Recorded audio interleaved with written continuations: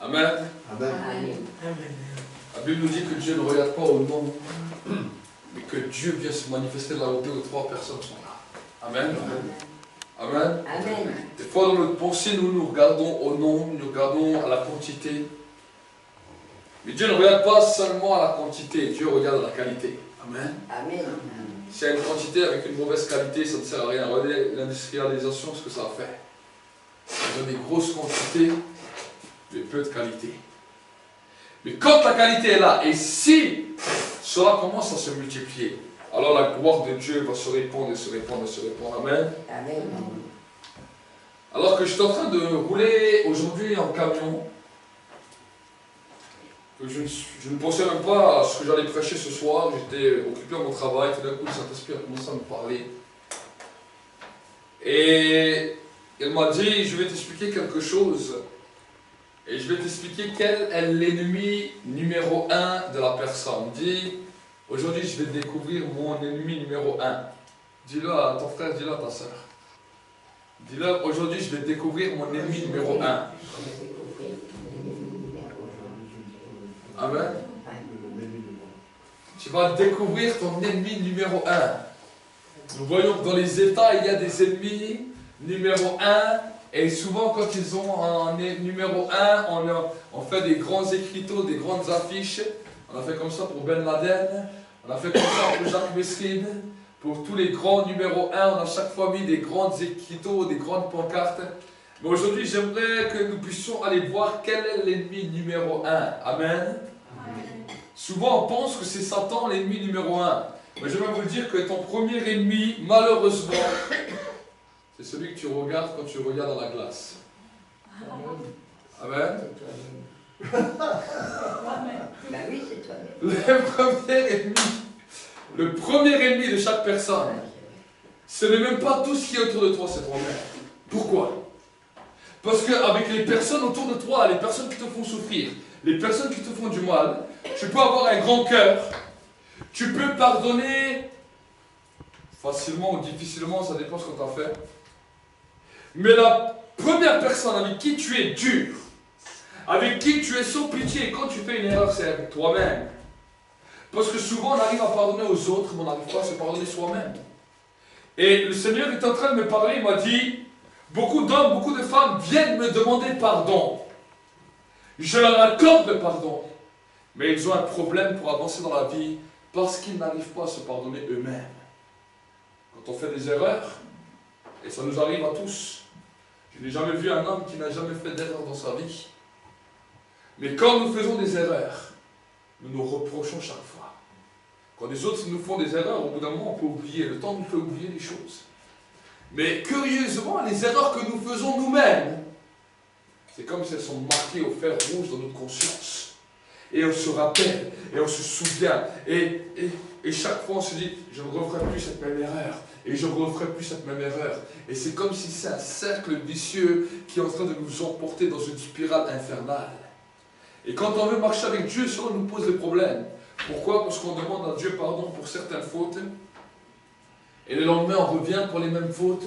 Et le surlendemain, on revient sur les mêmes fautes. Dieu nous a pardonnés. Mais nous, est-ce que nous nous sommes pardonnés? Combien de fois t'es-tu mis devant ta glace et dis, Daniel, Étienne, tu te regardes et tu dis, aujourd'hui, je veux te pardonner. Aujourd'hui, je veux te pardonner et je veux me pardonner. On pardonne les autres, mais soi-même, on ne se pardonne pas. On aime les autres. C'est facile d'aimer les autres. Mais c'est plus difficile de s'aimer soi-même et de s'accepter soi-même. Pourquoi? Parce que nous-mêmes, nous voyons nos propres défauts, nous voyons nos propres lacunes. On peut parler avec des gens, on peut être même en réunion de famille. Ça vous est jamais arrivé? Vous êtes en famille où vous parlez, et après quand vous êtes parti, vous dites, mais pourquoi j'ai encore parlé comme ça? Pourquoi j'ai encore dit ça? Et des remords commencent à se faire. Et j'aurais peut-être pu dire ça comme ça, et expliquer les choses comme ça. L'être humain est constamment en ennemi avec lui-même. Moi-même, ça m'est arrivé plusieurs fois. Quand même, des fois, je faisais la louange. Quand j'avais fini la louange, et que je n'avais pas fait les choses comme j'aurais voulu, quand j'ai posé ma guitare, je dis, ah, quelle genre de qualité de louange que j'ai fait aujourd'hui. J'aurais préféré faire autrement. Et j'ai réalisé que finalement, tous ces petits reproches qu'on se fait inconsciemment, des reproches qu'on se fait inconsciemment, et j'ai peut-être pas rangé assez bien ça, et j'ai peut-être pas bien garé la voiture. Combien de fois ça vous arrive? Vous garez votre voiture, vous dites, mais je ne sais pas si je l'ai bien garée, tu viens regarder comment elle est garée la voiture. Mais finalement, tous ces petits reproches, c'est une accumulation des choses qui remplissent notre vie et qui malheureusement, quand quelqu'un fait une erreur avec nous, fait déborder le vase qui est plein. Amen. Trop souvent on se dit, mais on n'arrive pas à supporter les autres ou autour de nous.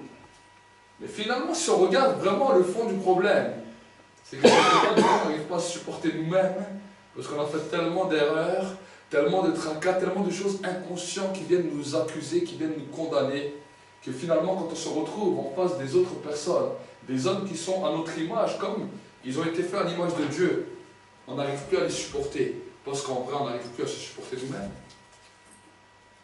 Et cela est un poids continuel et perpétuel. Et malheureusement, en tant que chrétien, beaucoup de chrétiens sont sous ce genre de joug.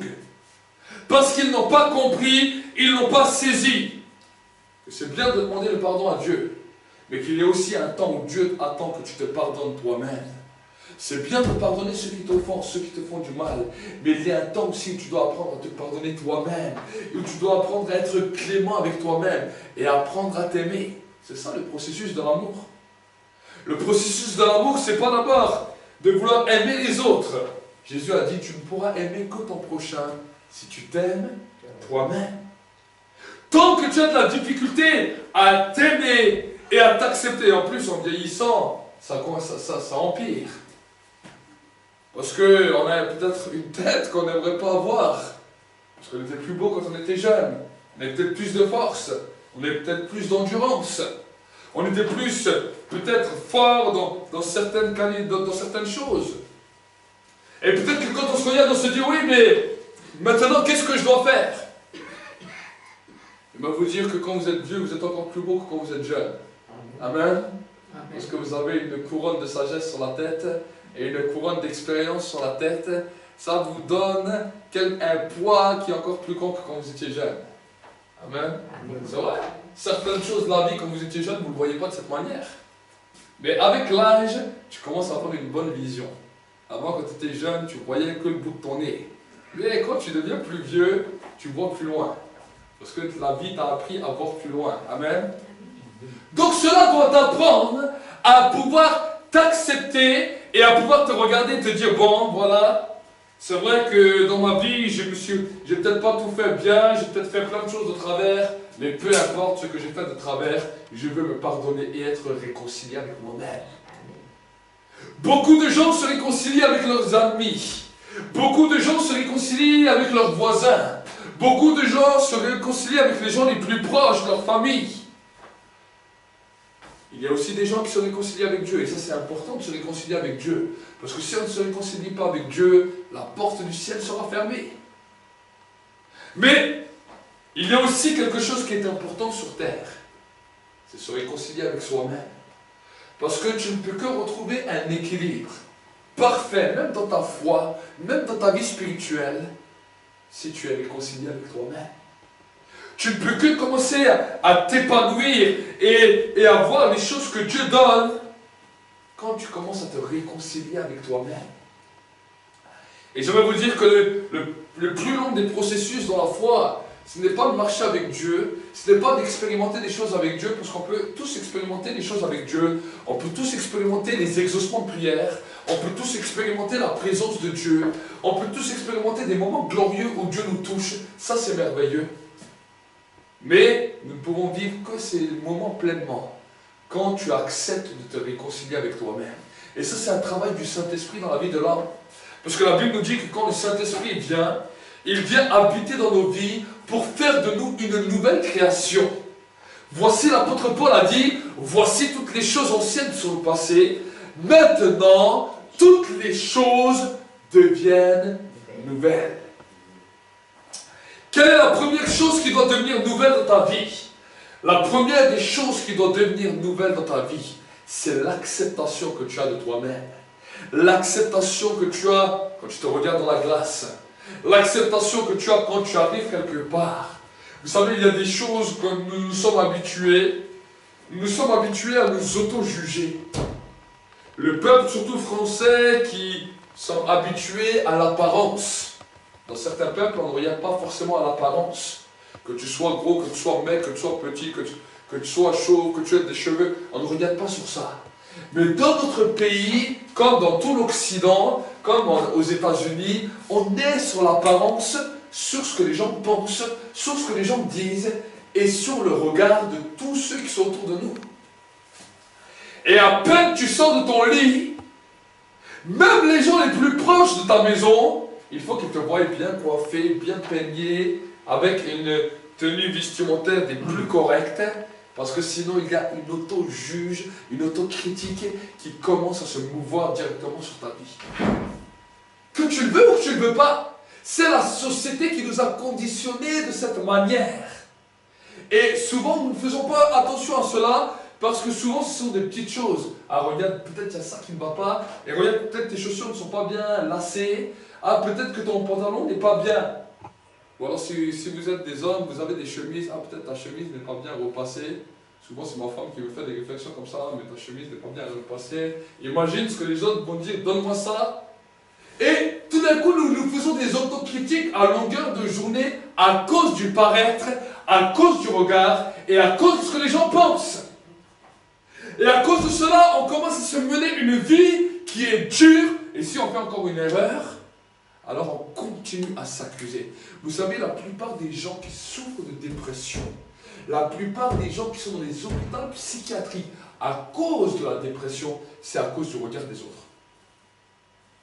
Si vous commencez à leur poser des questions sur ce qui ne va pas dans leur vie, ils ont des fois la santé, ils ont tout, mais il y a un problème, il y a un regard qu'ils ne supportent plus, c'est le regard d'eux-mêmes par rapport à ce que les gens regardent. Et il y a un problème avec eux-mêmes, avec leur propre personnalité qui les empêche d'aller plus loin. Amen. Ou faire simplement un discours ou une prédication en vous disant seulement « Oui, voilà, tu es un pécheur et maintenant tu demandes seulement pardon à Dieu et c'est fini, alors je serai un bon baratineur, mais tu ne trouverais aucune solution. Tu demanderais pardon pour ton péché, mais l'accusation continuerait dans ton esprit et pendant 10 ans tu demanderas pardon pour le même péché, pendant 15 ans tu demanderas pardon pour le même péché et pendant 20 ans tu diras « Je ne suis pas digne, Seigneur, de toi, je ne suis même pas digne du ciel. » Pourquoi? Parce qu'il y a une mentalité qui s'auto-accuse. J'aimerais vous dire aujourd'hui, ce soir, saisis la grâce de Dieu et ce soir, décide de sortir de cette mentalité de destruction et de dire Seigneur, je veux m'accepter comme je suis. Je n'ai pas besoin de plaire à tout le monde. Je n'ai pas besoin que tout le monde est fasciné par peut-être mon habillement, mon accoutrement ou ma façon que je suis d'être. Ceux qui m'aiment, ceux qui ne m'aiment pas, tant pis, mais je veux être moi-même. Amen. Je veux être moi-même et je veux accepter, apprendre à m'aimer de la manière que Dieu m'aime. Amen. Dieu nous aime tel que nous sommes et j'aimerais te dire que quand tu commences à t'accepter tel que tu es, à ce moment-là, l'évolution commence dans ta vie. Amen. Ce sont des choses que j'avais de la difficulté aussi moi-même quand j'ai commencé ma foi. Surtout quand vous avez eu peut-être des parents qui ne vous ont pas complimenté, des parents qui ne vous ont pas encouragé, ou qui vous ont peut-être rabaissé, qui vous ont peut-être mis toujours à un niveau plus bas que par terre, en pensant que tu ne pourrais jamais rien faire, tu ne pourrais jamais rien entreprendre. C'est très difficile de marcher dans la foi comme ça. Parce que tu commences à marcher dans la foi et tu crois toujours que le regard de Dieu sur toi est le même que celui qu'on t'a dit. De toute façon, tu n'arriveras jamais à rien, et surtout s'il y a eu de la différence, peut-être entre des frères, entre des sœurs, en disant lui, il est meilleur que toi, il arrivera plus loin que toi, toi tu n'es rien. Peut-être ce sont les mentalités dans l'école, parce qu'à l'école, les professeurs avaient la même façon de penser. Ceux qui réussissaient, alors on leur fait des éloges, mais ceux qui ne réussissaient pas bien, alors on les remettait plus bas que par terre, par des paroles et des paroles et des paroles, qui continue à tourner malheureusement dans la tête des gens. Et l'homme continue à vivre comme ça, dans son couple, dans son foyer, en fonction de l'image que ton mari ou ta femme a de toi. Ça commence à tourner un disque, un disque, un disque. Pourquoi? Parce qu'il y a des choses qu'il faut briser, des paroles qu'il faut briser pour refuser d'être assujetti à des paroles de malédiction qui détruisent ta vie. Amen. Dieu veut nous amener dans une nouvelle dimension. Et je suis content parce que, vous savez, quand nous acceptons de changer, alors l'onction de Dieu commence à se manifester encore plus fortement. Amen. L'onction de Dieu est donnée pour tout le monde. Mais malheureusement, certains, en cours de route, à cause de certains raisonnements, à cause de certaines mentalités, peuvent perdre l'onction. Ce n'est pas Dieu qui retient l'onction, mais c'est à cause de certains raisonnements, certaines mentalités. L'onction, au bout d'un moment, commence à diminuer, jusqu'à même voir disparaître. J'ai vu beaucoup d'hommes, beaucoup de femmes être impactés par l'onction. J'ai moi-même été impacté dans l'onction et je continue à être impacté dans l'onction et à demeurer dans l'onction et voir cette onction continuer à grandir. Mais j'ai vu malheureusement des hommes, des femmes avoir été impactés par l'onction, des fois de manière puissante, des fois de manière explosive, mais à un moment donné, perdre l'onction à cause d'une mentalité et à cause de caractère. Amen. Je me souviens un jour d'un jeune frère avec qui nous sommes allés pour commencer à prier ensemble. Nous étions partis en montagne pour prier. Et on avait prié. Et là, l'onction de Dieu est descendue fortement. La puissance de Dieu est descendue fortement. Nous étions dans une voiture en plein hiver.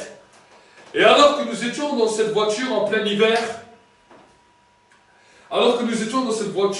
tout d'un coup, le feu descend dans la voiture. Et je sens mes mains qui brûlaient. Mes mains qui brûlaient par le feu. Mes mains, je sentais le feu dans mes mains. Et alors que j'étais en train de sentir le feu dans mes mains, le frère était à côté de moi. Et le Saint-Esprit me dit, Dieu a ce frère de mettre les mains comme ça. Alors je dis, frère, mets tes mains comme ça. Et quand il met ses mains comme ça, je pose juste mes mains sur ses mains. Il me dit, ah, ça brûle. Mes mains brûlent.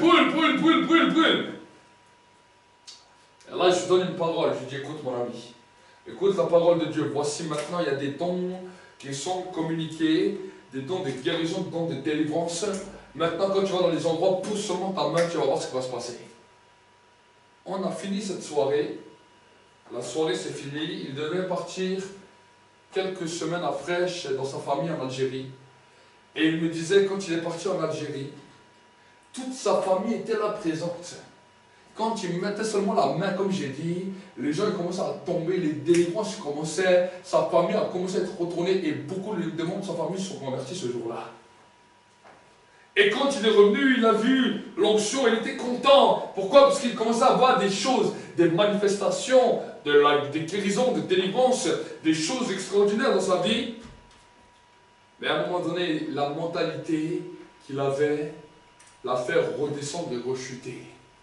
Parce qu'à un moment donné, il a dit, ah mais moi je suis mieux peut-être que tel serviteur, je suis mieux que telle personne, je suis mieux que telle personne. Et au bout d'un moment, cette mentalité l'a fait redescendre. Dieu ne nous donne pas l'onction pour que nous puissions nous comparer à d'autres ou dire nous sommes meilleurs que d'autres ou pas meilleurs que d'autres. Peu importe, si lui il a plus d'onction ou lui moins d'onction. Ce n'est pas l'échelle de l'onction qu'il faut calculer. C'est de garder cette onction et de grandir dans cette onction. Parce que si nous recevons l'onction de Dieu, mais que nous n'avons pas une mentalité qui suit, au bout d'un moment, l'onction va continuer et nous sera dans une autre direction. Amen. J'étais ce week-end dans un mariage et là j'ai encore vu la présence de Dieu, l'onction de Dieu se manifester puissamment.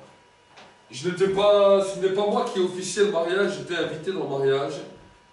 Mais les mariés sont venus me voir avant le repas et m'ont dit, est-ce que tu peux faire la prière comme tu fais d'habitude, la prière pour le repas?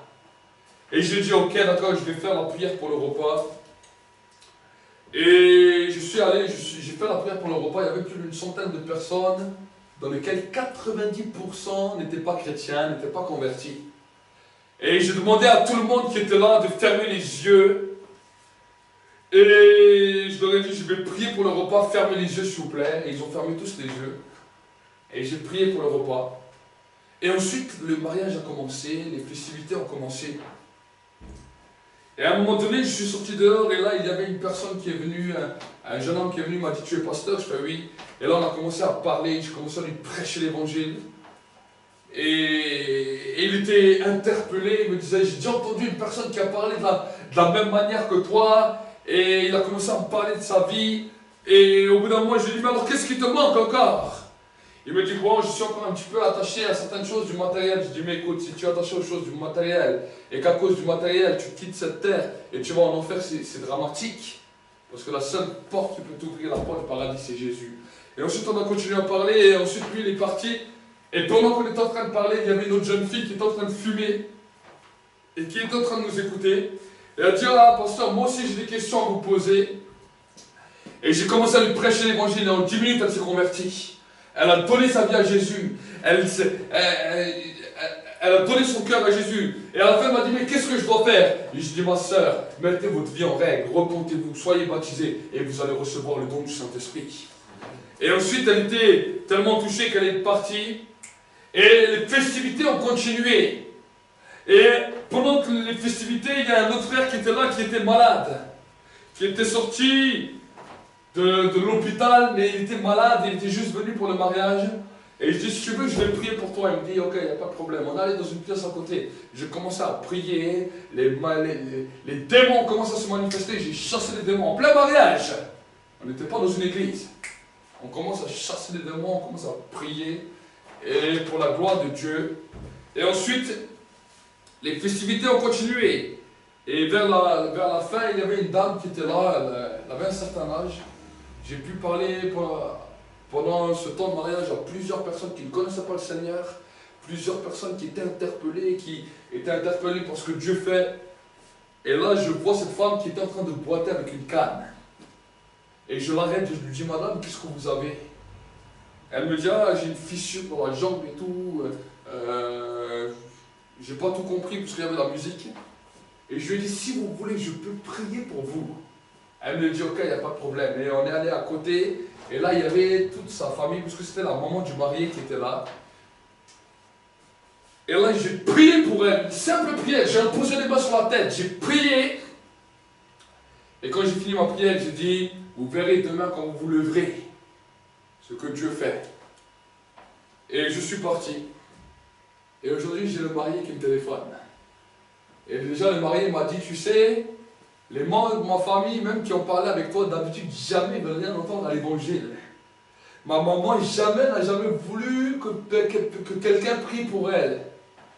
Il me dit, mais le lendemain, il m'a dit, si tu savais que, premièrement, son état dans lequel elle était, c'était une personne qui était dépressive.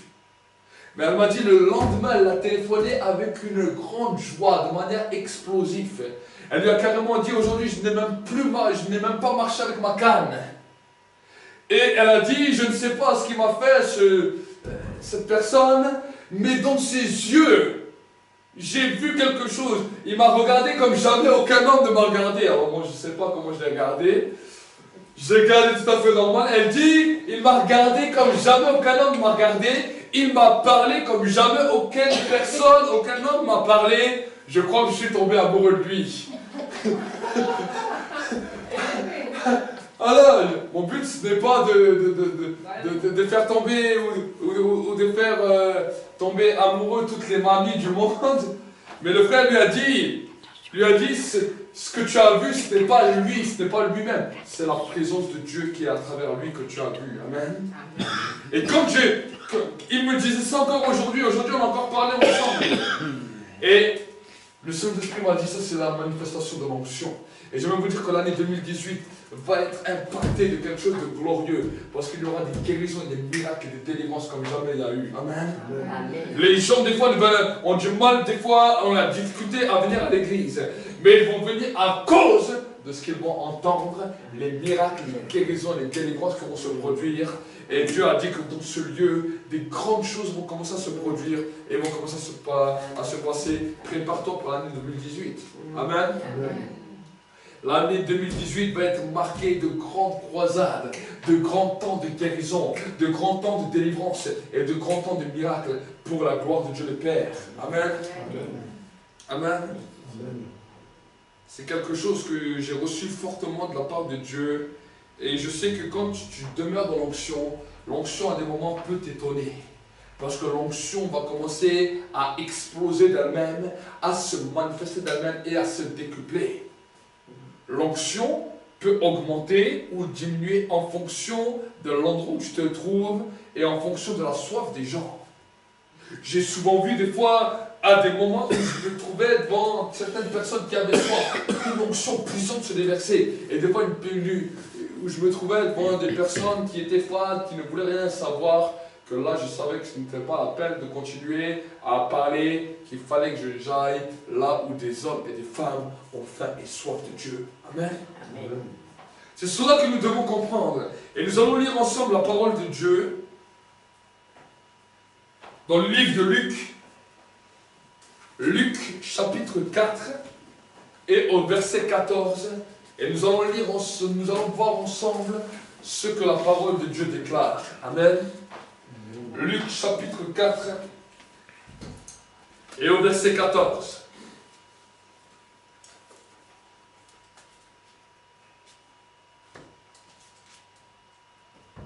La Bible nous dit la chose suivante. Jésus retourna en Galilée avec la puissance de l'Esprit. Dis avec moi, la puissance de l'Esprit. Jésus retourne en Galilée avec la puissance de l'Esprit. La Bible ne dit pas que Jésus est retourné en Galilée uniquement rempli de l'Esprit. La Bible nous dit qu'il avait la puissance de l'Esprit. Amen. Amen. Il y a deux choses différentes. On peut recevoir le Saint-Esprit, mais être dépourvu de toute puissance. Amen. Amen. Mais la Bible nous dit que quand Jésus retourna en Galilée, il n'était pas simplement rempli de l'Esprit, il était avec la puissance de l'Esprit. Parce que ce que Jésus a dit à ses disciples, il leur donna l'Esprit, il a soufflé sur eux, mais il a dit, restez à Jérusalem jusqu'à ce que vous receviez la puissance d'en haut. Amen. Ensuite, il continue. Et sa renommée se répandit dans toute la région. Quand la puissance de Dieu commence à se répandre sur la vie d'un homme ou d'une femme, la renommée commence à suivre. Amen. Amen. Est-ce que vous saisissez? Oui. Quand la puissance de Dieu investit la vie d'un homme et d'une femme, la renommée commence à suivre. La renommée suit toujours la puissance. Ce n'est pas la puissance qui suit la renommée, c'est la renommée qui suit la puissance. C'est la première des choses que la Bible nous dit. Ensuite, il continue. Parce que la renommée ouvre des portes. Dis avec moi, la renommée ouvre des portes. La renommée ouvre des portes. Même si tu restes à un endroit, à cause de la puissance, cela déclenche la renommée. Et la renommée ouvre des portes. Regardez la porte que ça a ouvert à Jésus.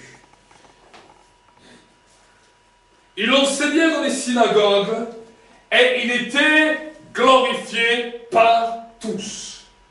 La puissance a amené sur la vie de Jésus la renommée. Et la renommée a ouvert des portes au point que Jésus pouvait prêcher librement dans toutes les synagogues. Amen. Ensuite, il continue. Il se rendit à Nazareth, où il avait été élevé, et entra selon la coutume dans la synagogue le jour du Shabbat.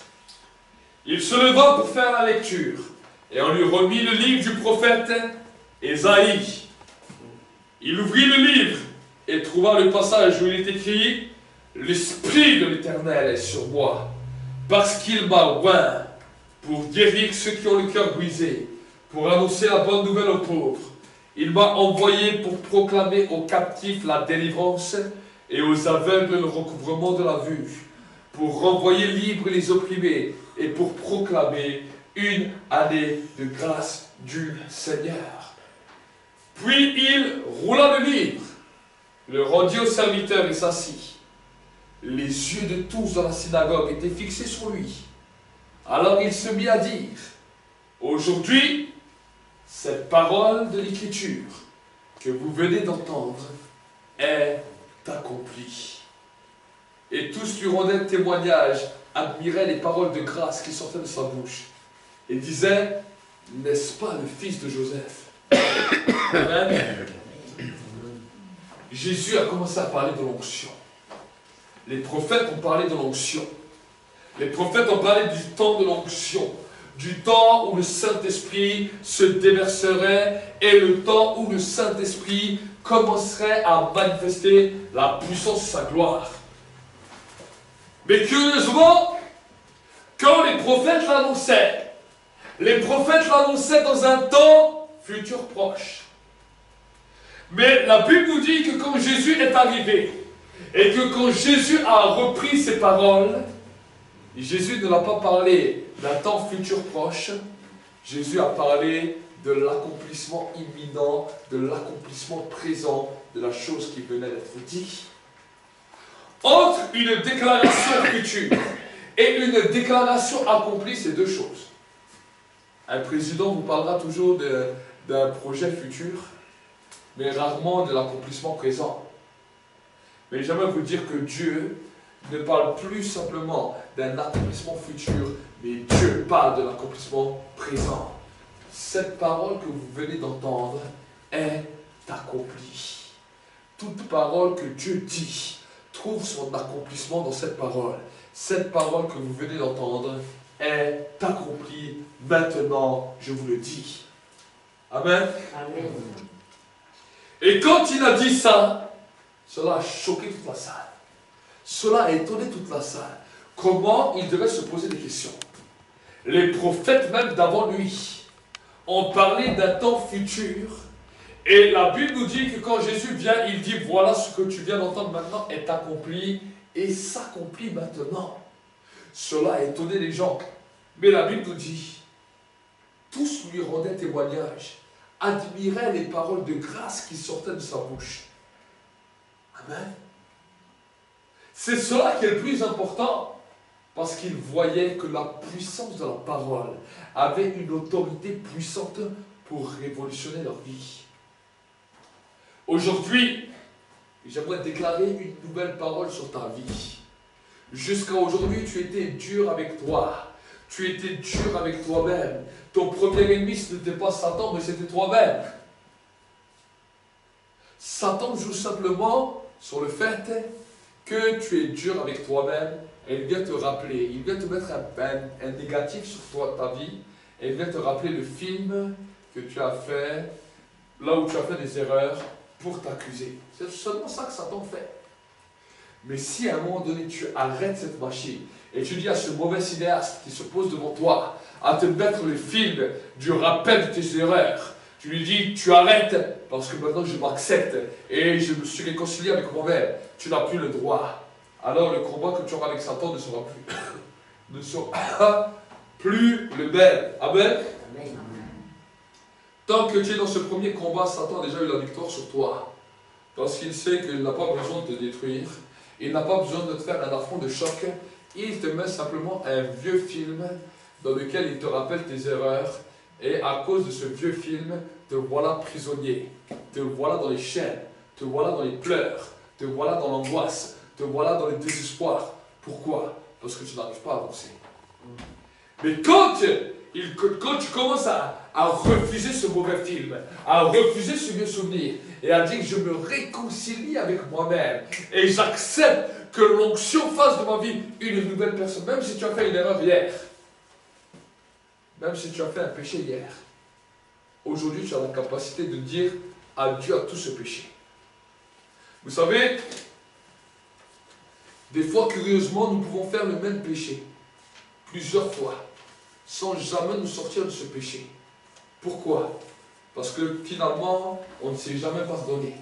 Tu as demandé 50 000 fois pardon pour le même péché, et 50 000 fois tu recommences le même péché. Pourquoi? Parce que tu ne t'es jamais pardonné. Et parce que tu ne t'es jamais pardonné, tu n'as jamais pu accepter le pardon de Dieu. Donc dans ta conscience, bien que dans le ciel tu es pardonné, dans ta conscience tu es toujours coupable devant Dieu et sans pardon. Et à cause de cela, le diable te dit, bah alors ça te sert à quoi de continuer à ne pas pécher? Parce que tu n'es déjà pas pardonné, parce que tu es coupable, tu n'as qu'à recommencer. Et les gens recommencent. Et le poids de l'accusation devient toujours plus grand, devient toujours plus puissant. Mais dans nos milieux chrétiens, on garde toujours le sourire. Et on dit, ben non, nous sommes bons, nous ne faisons pas de péché. Parce qu'il faut le paraître. Il faut le paraître, même dans le milieu chrétien. Il faut que personne ne voie que je me suis fâché. Il faut que personne ne voie que j'ai fait des erreurs. Il faut que personne ne voie que je n'ai pas marché dans le bon sens que j'aurais dû marcher. Pourquoi? À cause du paraître. La religiosité a tué l'espérance et a tué la vérité. Mais la Bible nous dit que si nous confessons nos péchés, les uns les autres, premièrement, nous serons restaurés, nous serons guéris, nous serons pardonnés. Amen. N'ayez pas peur de confesser vos péchés. Celui qui vous juge est autant pécheur que vous. Amen. C'est à ça que vous voyez les vrais pécheurs. Si tu lui confesses un péché et qu'il commence à te juger, tu sais qu'il est plus pécheur que toi. Amen.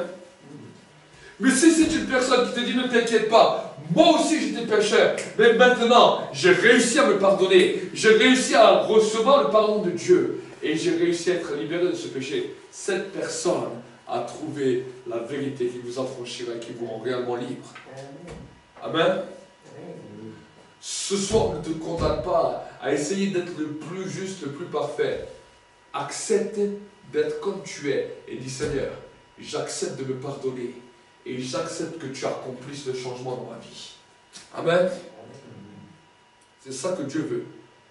Est-ce que vous êtes prêts à essayer pendant une semaine déjà de vous accepter? Pendant une semaine de te regarder tous les jours dans la glace et de dire ah, quel beau mec je suis. Quelle belle femme je suis. Même si tes pensées te disent le contraire. Je te regarde dans la glace et tu te dis je suis beau. Et je m'aime. Amen. Et je dis je suis une belle tête. J'ai une belle tronche aujourd'hui. Amen. Ce n'est pas de la séduction quand vous faites ça. C'est accepter comme Dieu vous a fait. La Bible nous dit que Dieu vous a fait à son image et à sa ressemblance. Tant que tu dis le matin, quand tu te mets devant ton miroir, quelle sale tronche j'ai, tu insultes Dieu. Parce que Dieu t'a fait à son image et à sa ressemblance. En refusant l'image qui est rejetée du miroir, tu rejettes Dieu. Est-ce que vous imaginez?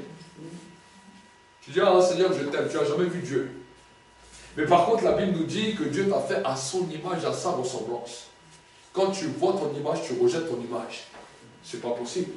Donc tu rejettes Dieu. C'est terrible. Amen. Si Dieu a la même image que toi, bien que Dieu, son visage, nous ne pouvons pas le dessiner, mais Dieu a fait l'homme à son image et à sa ressemblance. Ça veut dire que notre image, le reflet de notre image, est le reflet de l'image de Dieu. Et c'est cela que la Bible nous dit que Jésus a aimé le monde, a tant aimé le monde. Dieu n'a pas pu se renier lui-même. Pourquoi? Parce que le monde est à son image. Même si le monde a été déchu à cause du péché, l'homme est resté à l'image de Dieu. La femme est restée à l'image de Dieu. Et Dieu ne peut pas rejeter l'image que lui-même a créée. Amen. Nous sommes une image. Et le monde est fait d'images. Même pour que nous puissions avancer dans la vie, dans la technologie, on nous a créé l'image. Le grand écran, la télévision, qui nous balance des images et des images l'une après l'autre. L'ordinateur, c'est une image. Tout est basé par rapport à une image. Les plans d'une maison sont construits en images. Tous les architectes travaillent avec des images. Les ingénieurs travaillent avec des images. Tout ce que vous faites est travailler en images. Même un aveugle, ils ont le braille en image pour comprendre. Amen. Tout ce que nous faisons, tout ce que nous voyons, tout ce que nous touchons est fait en image. Avant que cette chair soit là, elle a été dessinée, elle a été imagée. Amen. Et après, ils l'ont construit. Alors, quand nous commençons à comprendre cela et saisir cela, cela va t'aider à aller plus loin, mon frère, ma soeur. Tu es à l'image de Dieu. Tu n'es pas à l'image du diable. Est-ce que vous essayez? Même si ton père peut-être t'a dit tu es un diable. Il y a des pères, des parents qui disent ça à leurs enfants. Tu es un diable, tu ne vaux rien. Tu n'es pas à l'image du diable. Tu as été fait à l'image de Dieu. Le diable a voulu détruire cette image. Mais Dieu veut reconstruire l'image qu'il a créée en toi en te faisant comme tu es. Pourquoi je vous dis cela? Parce que même les stars hollywoodiennes que vous voyez à la télévision, ils ont peut-être une image du plus que parfait. Ils ont une image de perfection. Et pourtant, ce sont les hommes les plus malheureux. Parce qu'eux-mêmes ne s'aiment pas. Parce que sinon, ils ne se drogueraient pas. Ils ne se suicideraient pas. Ils seraient dans une vie heureuse tout le temps. Mais malgré toutes les richesses qu'ils ont, malgré toute l'image modelée qu'ils ont faite, même par les chirurgiens au coup de scalpel, ils n'arrivent pas à s'aimer. Le coup de scalpel ne va pas faire que tu t'aimes plus. Amen. Amen. Le maquillage de plus ne va pas faire que tu t'aimes plus. Je n'ai pas dit qu'il ne faut pas se maquiller. Mais des fois, on se met un peu du maquillage parce que si on regarde vraiment notre tête, on n'arrive pas à s'aimer. Nous les frères, on a de la difficulté avec ça parce qu'on ne peut pas faire ça. Si on se met du maquillage, ils vont croire qu'on est de l'autre bord. Mais mes soeurs, vous avez la chance encore, vous pouvez vous maquiller. Amen. Amen. Mais j'aimerais te dire, au-delà du maquillage, regarde comment Dieu t'a fait et comment ça t'apprécie. Et alors tu verras que le maquillage sera simplement un embellissement de pare-choc. Amen. Mais que la chose la plus importante qui sera, c'est derrière le maquillage. Vous savez, derrière une belle voiture, ce qui est le plus important, c'est pas la carrosserie, c'est le moteur qui est dedans. Bien sûr. Amen. Amen. Si le moteur est pourri qui est dedans, tu peux avoir la plus belle carrosserie, ça ne sert à rien. Mais si tu as une voiture dans laquelle la carrosserie est toute mauvaise, mais que tu as un moteur, un V6 ou un V8 en dessous, alors, malgré la carrosserie, le moteur, la voiture sera une bonne voiture. Amen. C'est cela qu'il faut que tu comprennes. Ce n'est pas simplement l'extérieur, c'est l'intérieur. Et parce que tu aimes l'intérieur, tu aimeras aussi l'extérieur. Et l'extérieur te le rendra. Ton corps va te le rendre. Amen. Amen. Chaque fois que tu es réconcilié avec toi-même. Vous savez qu'il y a des maladies, et ça c'est prouvé médicalement. Il y a des maladies d'autodestruction dans lesquelles le corps s'autodétruit. Pourquoi? Parce qu'il y a un mal-être. Est-ce que vous comprenez? J'ai parlé avec un ami à moi qui me disait qu'il allait voir des docteurs en cancérologie.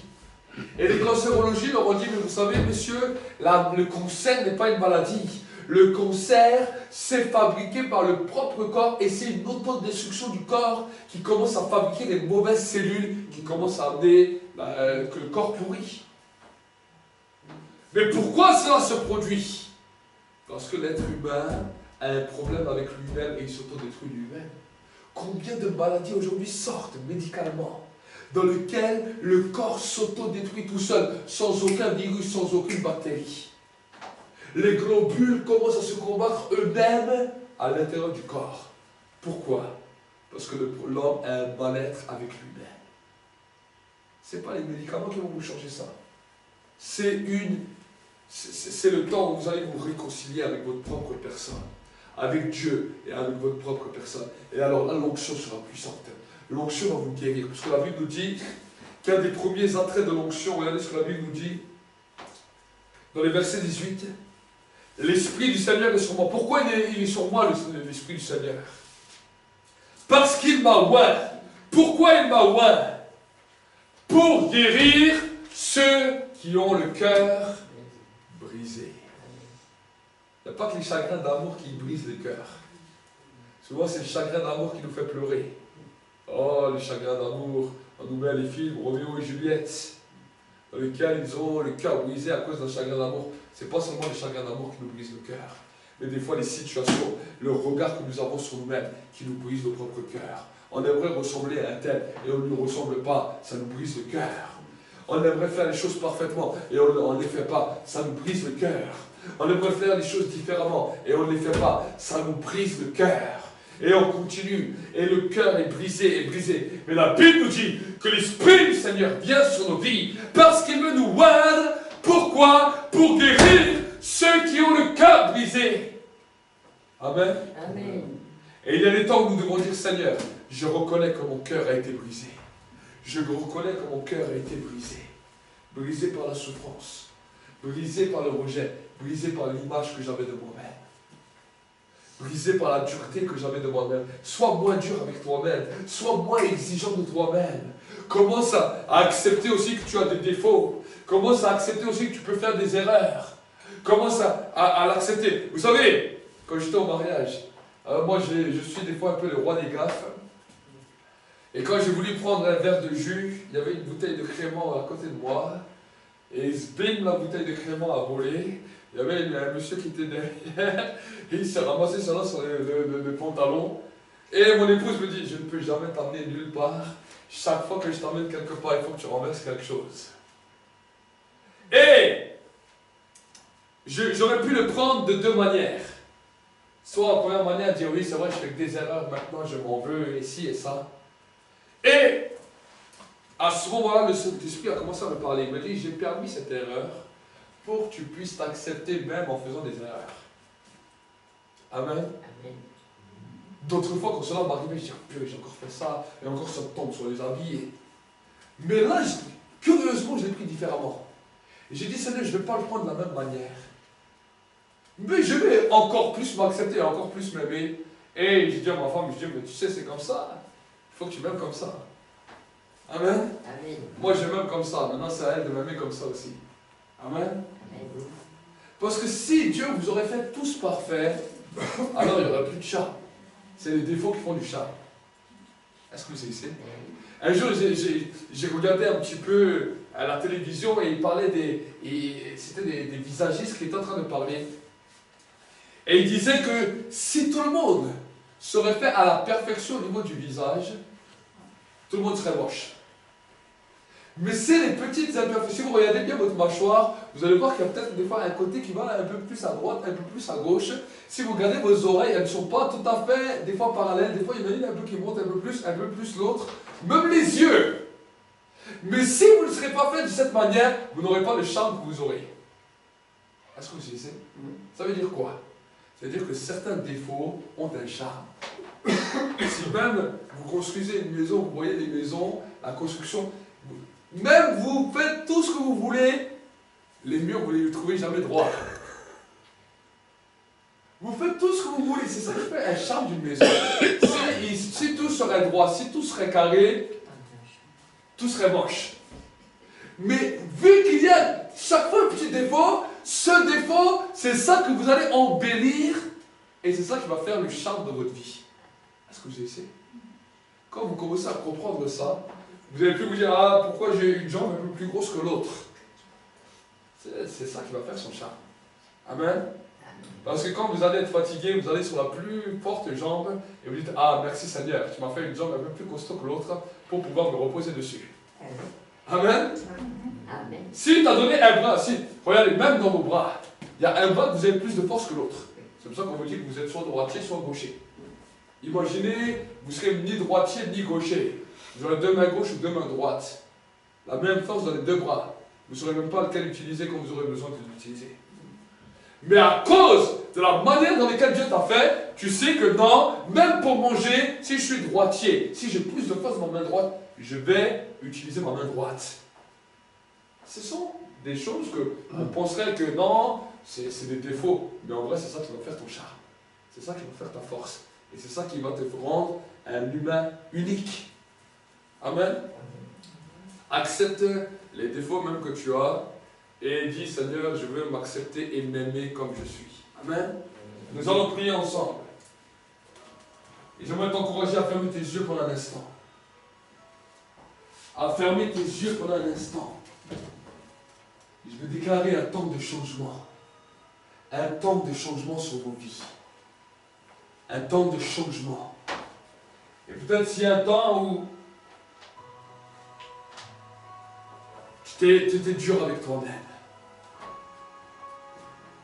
Alors réconcilie-toi avec toi-même. Dis, Seigneur, je vais me demander pardon. Et demande-toi pardon à toi-même. Demande-toi pardon pendant un instant. Peut-être c'est peut-être dur à faire ou bizarre à faire. Mais je me demande pardon. À moi personne. Commence à te pardonner. Il y a quelque chose qui va se passer. Il y a quelque chose qui va se passer dans ta vie. Il y a une mentalité qui va se briser. Il y a des temps de fois où tu étais dur avec toi-même, où tu étais exigeant de toi-même.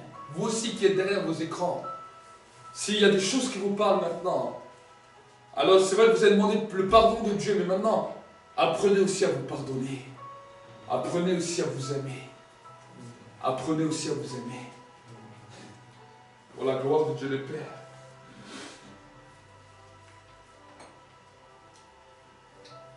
Seigneur, je déclare un temps nouveau. Je déclare un temps nouveau sur ton peuple ce soir. Je déclare un temps nouveau maintenant sur ton peuple. Et je déclare une acceptation de soi-même. Une acceptation de soi-même. Une acceptation de soi-même maintenant. Je paralyse et je détruis tout ce que l'ennemi est venu comme mentalité vous remettre dans votre esprit. Toutes les fois où il faisait que vous étiez dur avec vous-même, que vous n'arriviez plus à vous accepter, que vous n'arriviez plus à vous regarder, que vous n'arriviez plus à vous supporter. Et que maintenant un bien-être intérieur commence. Commence. Commence. Dans le nom de Jésus.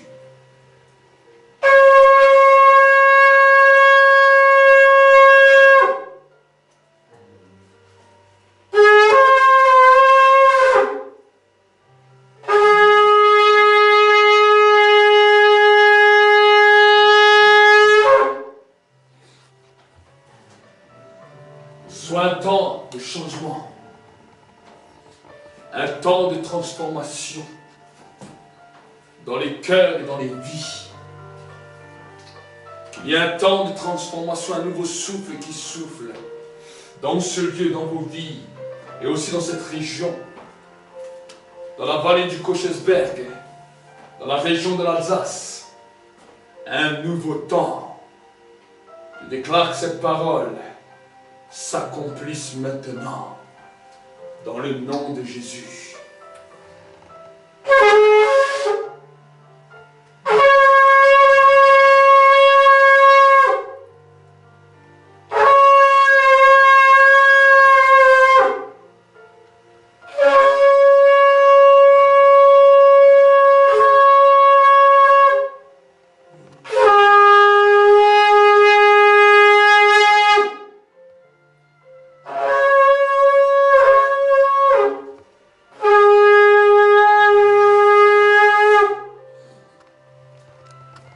Un temps prophétique, une nouvelle saison, un temps nouveau qui commence à souffler, pour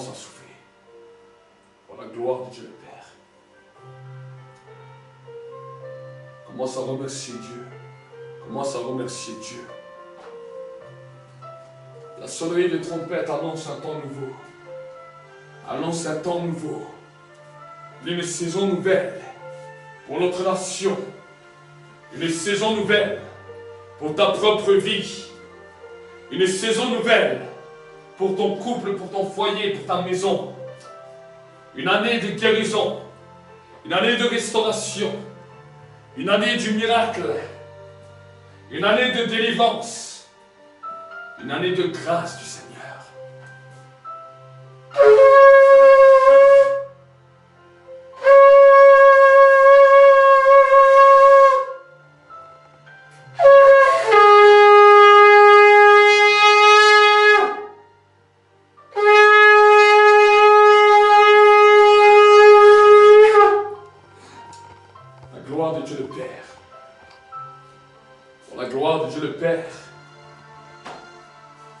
Une année de consécration dans la prière, dans les jeûnes.